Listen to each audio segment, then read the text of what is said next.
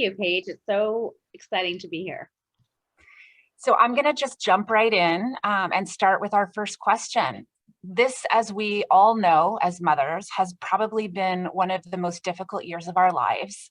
How have you yourself approached motherhood and your work while all this has been going on?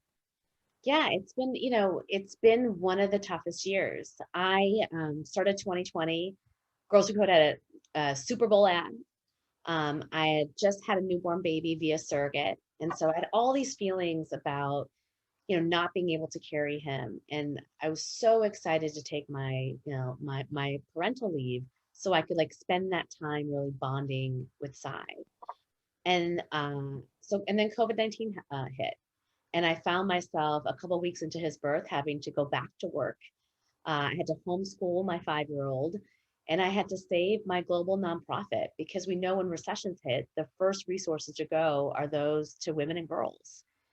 A few weeks later, I got COVID-19, but it barely registered. My liver failed. I got acne on my face as if I was 16 years old because I was just stressed and tired.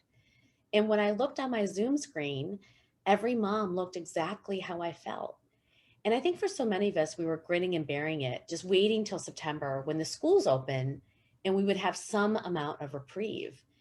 And that never happened. And I think what was so terrifying about that was that as they thought about what to do and they came up with this hybrid learning approach, they thought about the HVAC equipment, they thought about our teachers and keeping them safe, but they never thought about moms. They never thought about the default caretaker that was going to have to log on her kids at 9 o'clock, 10 o'clock, and 11 o'clock, all the while maintaining a full-time job.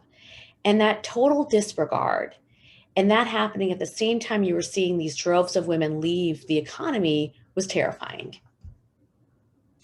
Thank you so much for saying that, Reshma. And I'm so happy that you're with us healthy today. It has been a year. I mean, I can say as a mother myself of slightly older children, uh, mothers with kids of all ages, it has been insurmountable at times. And I think that I can speak for myself, and I think for so many others, just reached a point of exhaustion at this point. And really, really ready to get some support and kind of get back into some sense of normalcy. I'm so excited for the audience to hear more about one of your greatest new initiatives. Can you tell us a little bit about the Marshall Plan for Moms? Yeah. Why do we need one, and how did you come up with this amazing idea? So at that moment where I think I was losing my mind and, and just angry, I was seeing, almost 2.4 million women leave the workforce. Last December, all the jobs lost were by women. And our labor market participation is back where it was in 1989. So we had lost 30 years of progress in 9 months. And for me, being the founder of Girls Who Code, like I understood that wasn't good, right? Because I spent my life trying to get to gender parity in tech. And what we forget is that we had gender parity in tech in the 1980s, and then we pushed women out. And no matter how hard we tried, no matter how many resources we put in, we haven't been able to get back to where we were, and we make incremental progress. So the fact that like our workforce looks like what it looked like in the 1980s is terrifying because it's not an on and off switch. So my thought in December and January was like, where's the plan? Like someone's got to have a plan, right? Where's the KPIs? Where's the business? Where's the plan?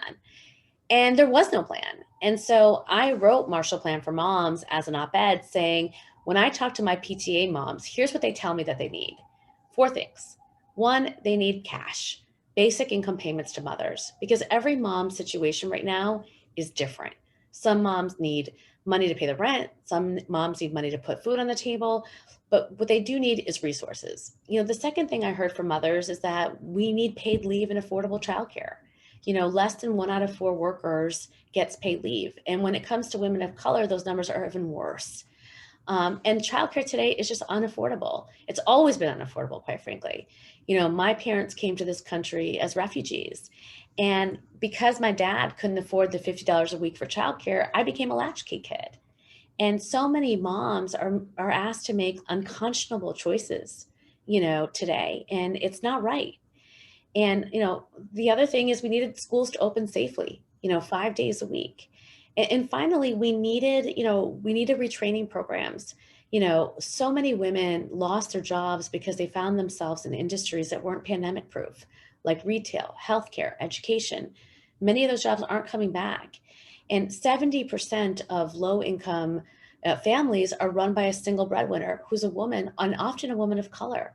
So when she loses her job, the entire family suffers. So the trauma and the turmoil, right, that this economic crisis have had on women of color is just, it's unconscionable.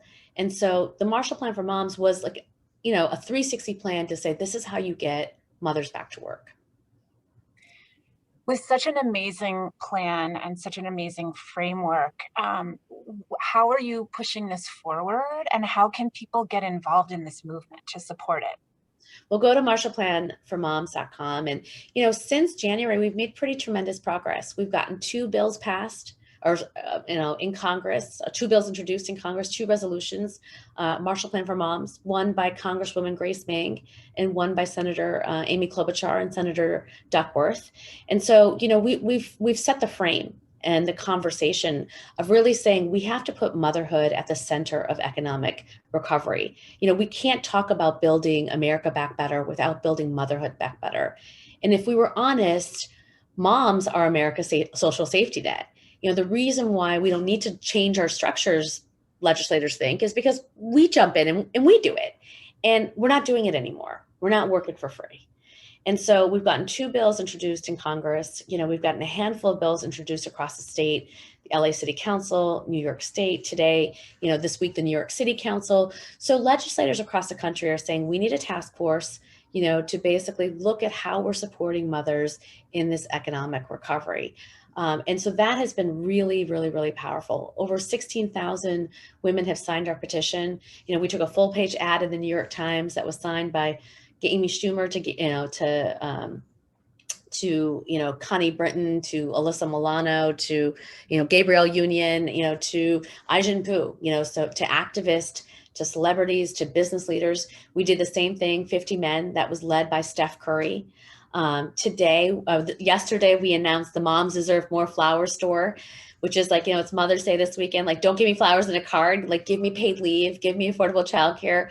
But really the point of the flower store, which I hope you all visit, was to like put a number to our pain and to the things that we don't have that other moms have across the world. And so people really understand. And so the center bouquet is an $800 billion bouquet, which was a stat that Oxfam released of what the amount, $800 billion across the globe, women lost in income this past year because they had to lose their job or because they had to do unpaid labor.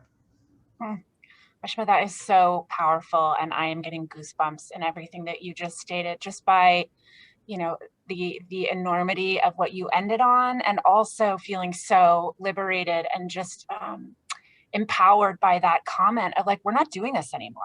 We're done. We are done. We need help. We need support. We are the foundation of this country. Yeah. And what's so interesting, Paige, about it's really been an eye-opener for me personally. I had spent the past 10 decades of my life really believing that, we can get to equality in the workforce. And I wasn't paying attention to what was happening in the home. And when I released the Marshall Plan for Moms, I got hit on the right and the left. And on the right, they said, well, motherhood's a choice. You don't get to have nice things because you chose to have children. And on the left, they said, well, why are you giving mothers money? Because then they won't go back to work. And it was as if our only worth was our labor in the workforce. And so what we have forgotten is motherhood, and that people should have the choice to do what they want to do. If they want to stay home for a year, 5 years, 10 years, great. We have to create a society that supports them. I mean, you saw the numbers today in the New York Times. We've had 500,000 less births this year.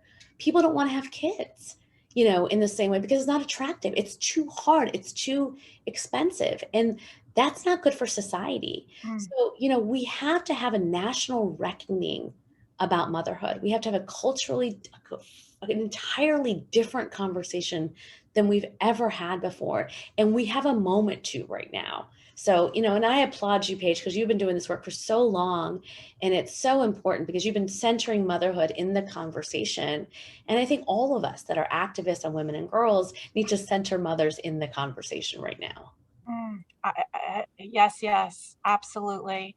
And, you know, in the center of the conversation, what we aim to contribute here at the Motherhood Center is, you know, the emotional and mental health of what it is to be a mother, what it is to transition to motherhood, and in particular, for all of the reasons that you just stated, what it is to be a mother in a pandemic and have to juggle all of those balls all at once. And as you'll hear over and over again today in our different panels, just the enormity of the mental health crisis.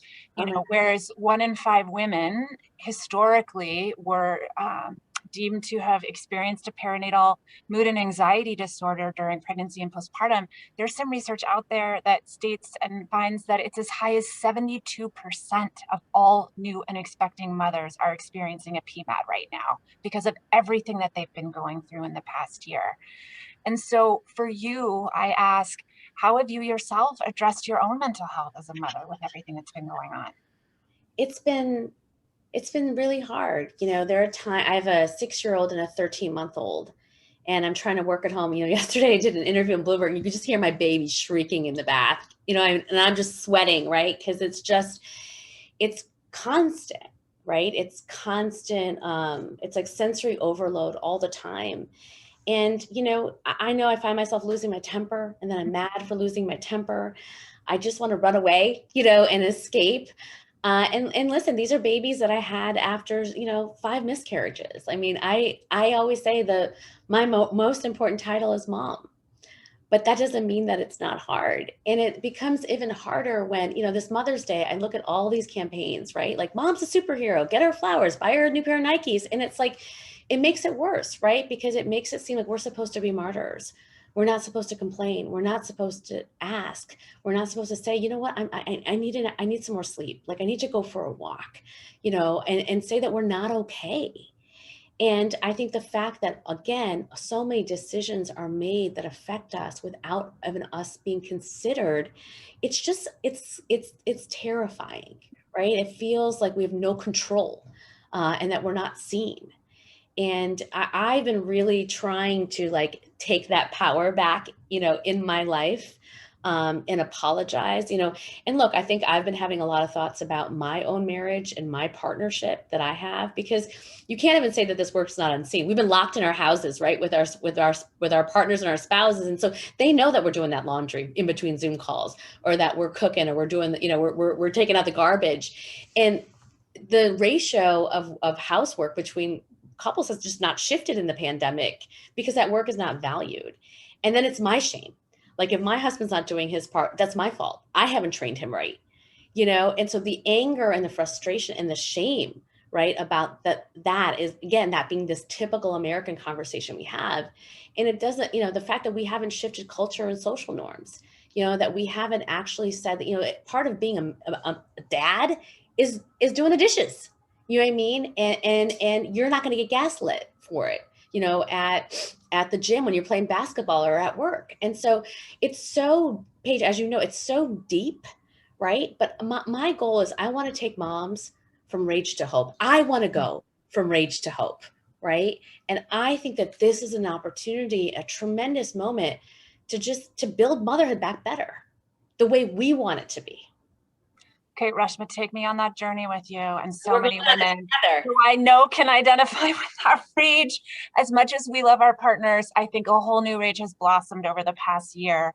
You know, it makes me think of so many conversations I've had with new moms in such that vulnerable phase of the first few weeks, the first few months, and then transitioning back to work.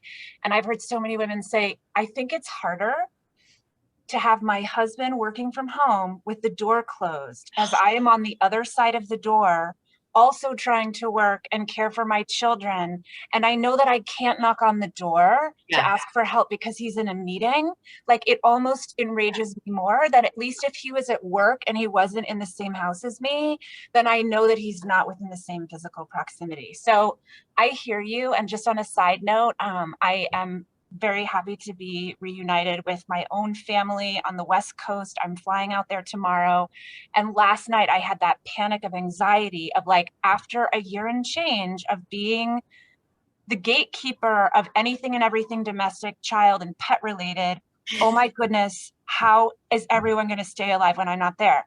And I kid you not, Reshma, I wrote a 4-page document my husband has not yet seen of everything that you need to do and check a box on the 4 days that I am gone. And each one is a page long.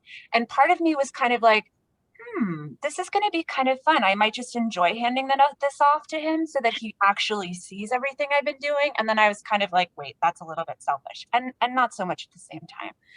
But I feel you. Yeah. Um, so how has the pandemic sparked a greater urgency to solve for these long-standing systemic inequities faced by women, do you think? Well, I think the thing is that the pandemic, look, it uncovered what we already knew, right? In many ways, it wasn't like our part, like we're having to do more. We're just doing the same thing and we have nowhere to escape or run to. I think the opportunity for me is that there's a collectiveness in terms of our rage and our hopelessness and our need to do something about it. Whether you're Black, you're white, you're rich, you're poor, you're Democrat, you're Republican, there's like, literally, we are in sisterhood and solidarity in that, like, enough is enough. Like, this has to change. So that to me feels like the pandemic has created an opportunity. March Plan for Moms, it's turned into a movement overnight, right? And I think that we need to continue to build that movement and to continue to claim motherhood. I mean, again, Paige, this, it's so interesting to me how controversial what I'm saying is, that identifying as a mom, saying that there is something particular happening to mother. People say to me, well, what about the dads? I'm like, well, what about the dads? Right? Like, even in this moment, in the pandemic, you're still asking about the dads? Really? Because the data is so clear. They're not dropping out of the workforce. They're not doing this unpaid labor, right? They're the ones that are behind their closed doors, right? Doing their jobs. It hasn't shifted their mental health. You don't see the same anxiety and depression in the sense of hopelessness happening amongst men, because again, there's something very uniquely, like, there's something in this country, in the way we treat moms as our social safety net, as people who work for free, that we don't see them, that we don't value what they do, no, we don't respect what they do, that leads to this kind of this feeling and this divide. And I just think we have an opportunity to change that. Now we have to be courageous enough to ask for what we want and what we need, both at home, both at work, and from the government. As you're speaking, I'm chuckling a little bit to myself, even though it's not funny. Maybe it's the laugh to keep from crying. Over the past year, we have done, I can't even tell you how many presentations, webinars on platforms that cater to new and expecting mothers, to hospitals, to major corporations, where we're trying to share the information around perinatal mood and anxiety disorders to decrease the stigma, right? To make it safe and okay for women to struggle and ask for help. And I would say in just about every one of those spaces, I have been asked that same question. Well, what about the dads? This must be really hard on them too. And people might not like me for saying this, but it's something I've always kind of held on to secretly and not so secretly.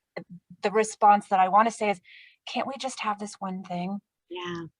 It's not the thing that I really want us to have, but can't we just talk about how moms suffer from depression and anxiety in the perinatal period, right?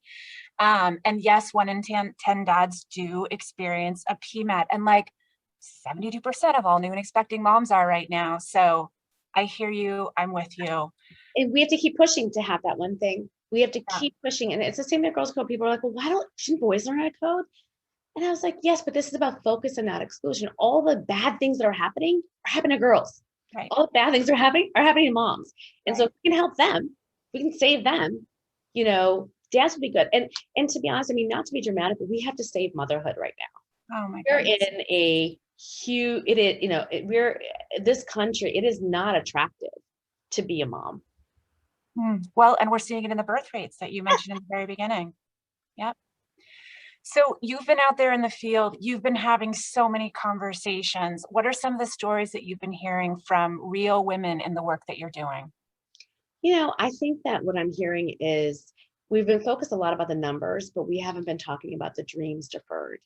Women like Rachel, who lost her father in the middle of her pandemic and was, running an events business and had to kind of shut it down and move across country and then build it back up again. Women who were, spent their whole life saving to be a nurse and, were a substitute teacher on the side, but then had to quit because they had to homeschool their kids. I mean, so many things have happened to women this past year and happened to mothers this past year. It wasn't a choice.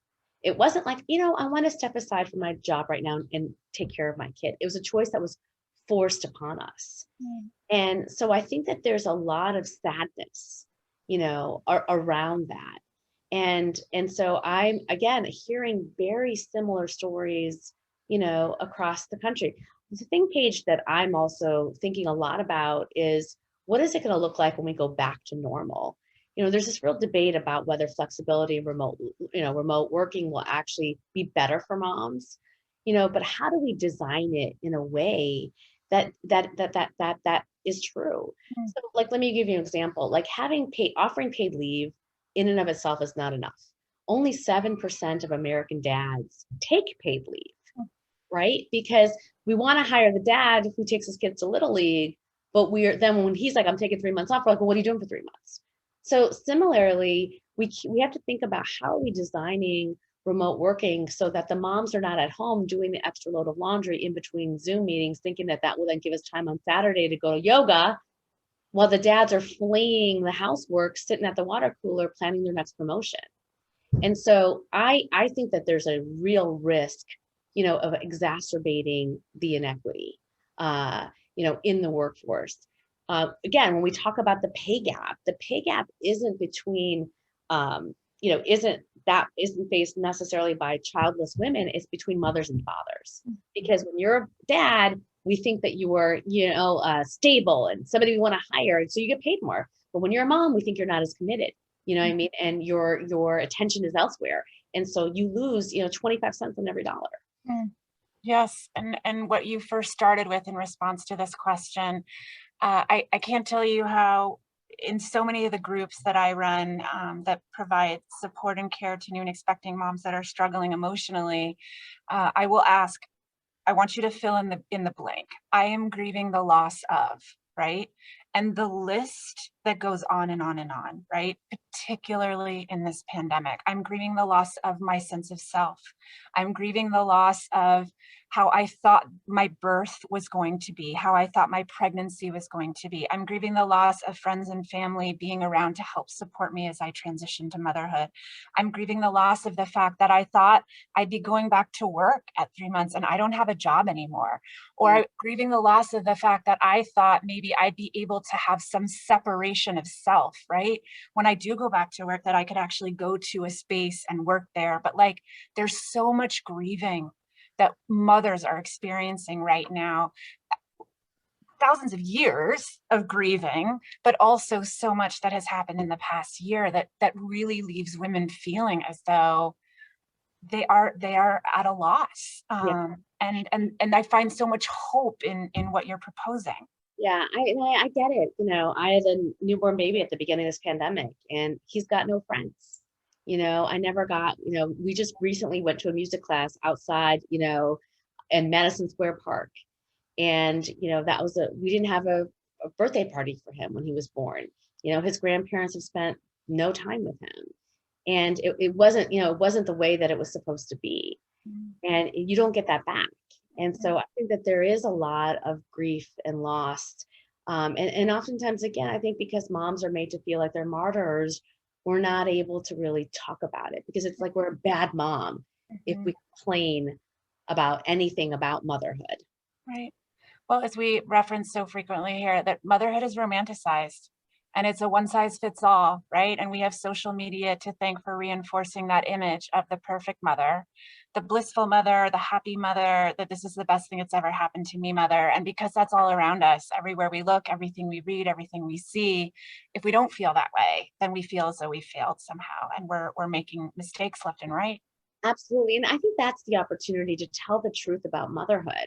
Yeah. You're right. It is either like, look at me, I just had a baby, I'm a size 4, even it was so funny, even during the pandemic, I would watch some of these mom bloggers and they'd be like happily posting videos of presents that they're making for for the teachers. I'm like, you're not happy about remote school. Like, nobody is, right? Like, don't sit, like, it's just, and so we don't tell the truth about it. Right. And you have Nike ads of like women who just like, are 8 months pregnant, lifting 200-pound weights. So this is also an opportunity to say, what is the image of motherhood? Mm-hmm. What does it look like? What is the honesty about that? And I think the honesty about it, right, is like, it is the most complex relationship you'll have. It is my most important title I hold, but the one that I struggle with the most. And it is that complexity that we have to figure out how to give voice to. Mm. And once we start talking about why do, because we don't have time for ourselves, because we don't have paid leave, affordable childcare, mental health support, in Norway, they give you diapers and breast milk for the first 3 years when you have a child. We don't do that here. No one even calls you after you have a kid to say, how are you feeling? Mm. Right. And so I just think that we have got to give voice to this. And all of us in some ways need to make a list of like, what would you want? If we were to like build a country, build it from scratch, what do you think moms want? What do you want? And I think we need to start boldly asking for those things. Reshma, I am so on the same page with you. I just the other day was speaking with a state legislator about, what does the future of perinatal mood and anxiety disorders hold? Like, what would be your fantasy legislation? And it just got me thinking. And I was like, well, I can think of 7 million things, but how about we start with a postpartum package, right? Like, how about we visit some of these European practices and international practices where mothers are front and center, where, as you mentioned, moms take priority. There's so many practices and different, cultural interventions that are in existence to help support new mothers, whether it's home visits to check in how a mom is doing, whether it's 40 days of lying in and just being able to rest and recover. Like, there is so much that we can do, everything you're saying and more, to really celebrate and relieve mothers of this enormous responsibility and make them feel important. We have this saying at the Motherhood Center, the pregnant princess and the postpartum pauper, which is sad. And it also really illustrates how women are treated after they have a baby. It's so true. And I think there's this real fear that if we treat moms too well after they have a baby, that they won't go back to work. And that's the thing that I learned in this work is like, what is our value, as mothers? And what's our value as women, as feminists? Is our only value, again, our value in the workplace? Right. Do we not, do we not know, do we not feel that moms will make the choices that they need to make that are right for them? Mm-hmm. And when you look at some of these, Norwegian countries, most moms stay home between 0 and 3, but then they all go back to work, because people want to find what they love, what they want to do. And I do think they don't feel like they have to choose between their career and having a child, that they actually do feel like they can have both. Wouldn't that be amazing, right? We created a society where moms felt that way. Absolutely. Something that you alluded to earlier, and I want to jump back into, is that businesses play such a critical role in paving the way for the experience of mothers. How can businesses set up to support the parents, especially the mothers, in their workforce right now? And what help do they need that their employers might not be thinking of? Yeah, we're building out this Marshall Plan for Moms at Work that we're going to release in July. So we've been digging deeply into the data on this. And I have a handful of thoughts, but I'm going to have a full-fledged plan in a couple of months. I mean, I think the first thing is really about design. So I think the thing we learned about paid leave is that it's not enough to just offer a benefit. You really have to figure out how to offer a benefit such that not just one gender is taking advantage of it. So anything that we roll out in this new normal or this hybrid workforce should be rolled out in a way that we think more men will take advantage of it so that they do more work in the home. And that to get to gender justice in the workplace, we have to get to gender justice in the home. And I think linking those two is really, really, really important. And it's a new way of thinking about, corporate feminism, which I think we need to start thinking about. I think the second thing is like, we have to be honest, in the fact that like, what is the motherhood penalty? What is the bias that we have, towards mothers, because we know that they do a bulk of the caretaking. I had spoken to this group of CIA agents a couple of years ago. And I remember this one woman, she's like, she just had a baby. And she said, Reshma, every year I plan the office holiday party. And that year I had a newborn baby. So I just didn't do it. I didn't have the time. And she's also like, that year, I didn't get a promotion. And I couldn't prove that I didn't get a promotion because I didn't plan the holiday party. But I knew that that was the case. Mm. There is so much unpaid labor that we do at work, right? That we're not compensated for. And there is this inherent bias that the minute that we have children, all of a sudden we're not as committed or as ambitious to our careers. How do we root that out? In the same way we've developed policies and practices to root out racism, to root out discrimination against sexual orientation, we actually need to do the same thing for motherhood. We have to accept, to be honest, yes, there is a motherhood penalty. We do discriminate against mothers. And how do we root that? How do we root that out? So to me, it's really about thinking about design and how do we design benefits in a way, that are advantageous to both. And then how do we root out the motherhood penalty? So, Reshma, I haven't been able to keep up with all the chats that are coming in, but all I see is resounding support, enthusiasm. Yes, people want to join your movement. What is next? And just as we're winding down here, how can people support all the great work that you're leading us? Yeah, for one, we gotta all get behind the America Families Plan. What's being introduced right now is a once in a lifetime opportunity to make some of this structural change. So pay attention to what's happening and get behind it. I think the second thing is the fact that legislation alone is not going to be enough.